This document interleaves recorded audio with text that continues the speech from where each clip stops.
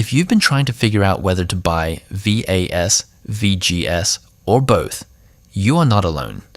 This is literally the number one question being asked right now on Australia's biggest investing community, with over 800,000 members.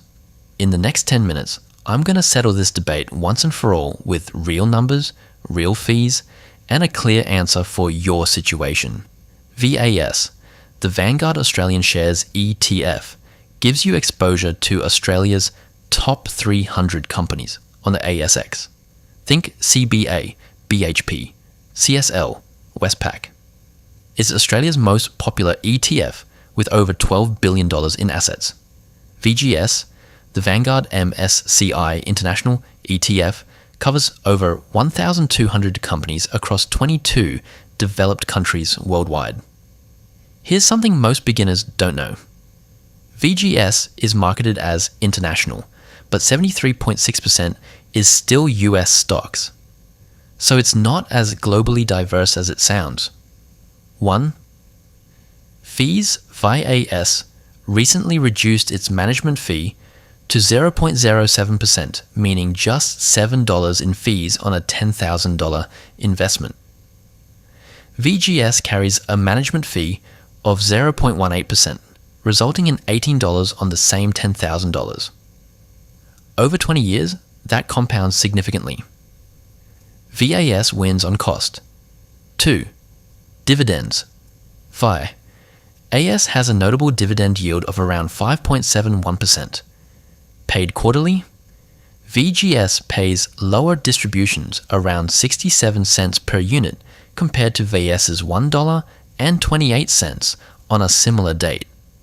However, VAS also comes with franking credits, a tax advantage unique to Australian investors that VGS cannot offer. 3. Returns, 2025 data.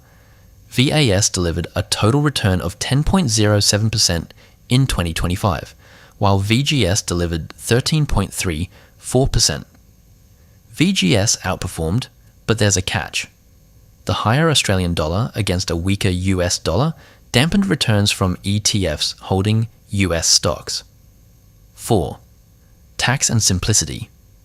VAS is Australian domiciled and ASX listed, so the tax and admin experience is generally simpler than buying a US listed fund directly.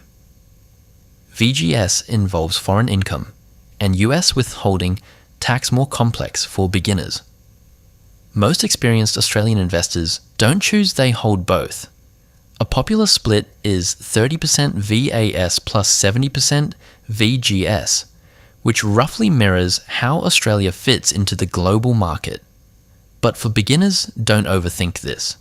Starting with one ETF is better than doing nothing. The best portfolio is the one you actually stick with. Start with VAS if you're a beginner, want simpler taxes, and want franking credit dividends. Start with VGS if you want global diversification and a long-term growth focus.